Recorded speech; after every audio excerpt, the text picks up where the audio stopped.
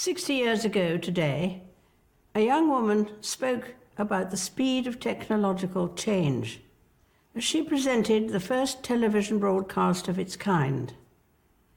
She described the moment as a landmark. Television has made it possible for many of you to see me in your homes on Christmas Day. My own family often gather round to watch television, as they are at this moment, and that is how I imagine you now. 6 decades on, the presenter has evolved somewhat, as has the technology she described. Back then, who could have imagined that people would one day be watching this on laptops and mobile phones, as some of you are today? But I'm also struck by something that hasn't changed. That whatever the technology, many of you will be watching this at home.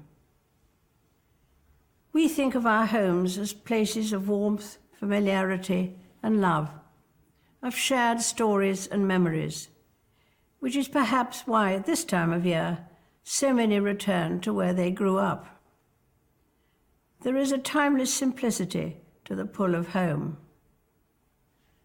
For many, the idea of home reaches beyond a physical building, to hometown or city. This Christmas, I think of London and Manchester, whose powerful identities shone through over the past 12 months in the face of appalling attacks. In Manchester, those targeted included children who had gone to see their favourite singer. A few days after the bombing, I had the privilege of meeting some of the young survivors and their parents. So you come especially for the concert, did you? Yeah. Mm-hmm. The birthday present. What was it? Oh, right. Very scary. Very wicked. Mm. And, to target that sort of thing. Yeah. You know. Yeah, it's awful, but hopefully they'll mend.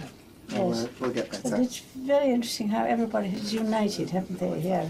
It's been amazing, really. Mm. I described that hospital visit as a privilege because the patients I met were an example to us all, showing extraordinary bravery and resilience.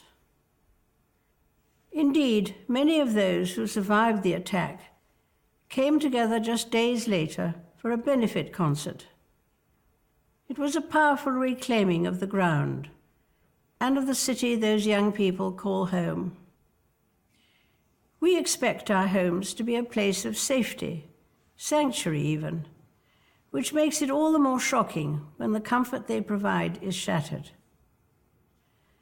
A few weeks ago, the Prince of Wales visited the Caribbean in the aftermath of hurricanes that destroyed entire communities. And here in London, who can forget the sheer awfulness of the Grenfell Tower fire? Our thoughts and prayers are with all those who died and those who lost so much. And we are indebted to members of the emergency services who risked their own lives this past year, saving others. Many of them, of course, will not be at home today because they are working to protect us. Reflecting on these events makes me grateful for the blessings of home and family, and in particular for 70 years of marriage. I don't know that anyone had invented the term platinum for a 70th wedding anniversary when I was born. You won't expect it to be around that long. Even Prince Philip has decided it's time to slow down a little, having, as he economically put it, done his bit.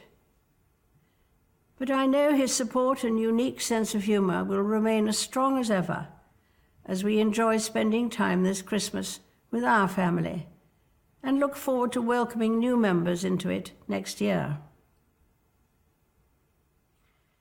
In 2018, I will open my home to a different type of family, the leaders of the 52 nations of the Commonwealth, as they gather in the UK for a summit. The Commonwealth has an inspiring way of bringing people together, be it through the Commonwealth Games, which begin in a few months' time on Australia's Gold Coast, or through bodies like the Commonwealth Youth Orchestra and Choir, a reminder of how truly vibrant this international family is. Today, we celebrate Christmas, which itself is sometimes described as a festival of the home. Families travel long distances to be together. Volunteers and charities, as well as many churches, arrange meals for the homeless and those who would otherwise be alone on Christmas Day. We remember the birth of Jesus Christ, whose only sanctuary was a stable in Bethlehem. He knew rejection, hardship, and persecution. And yet it is Jesus Christ's generous love and example which has inspired me through good times and bad. Whatever your own experience is this year, wherever and however you are watching, I wish you a peaceful and very happy Christmas.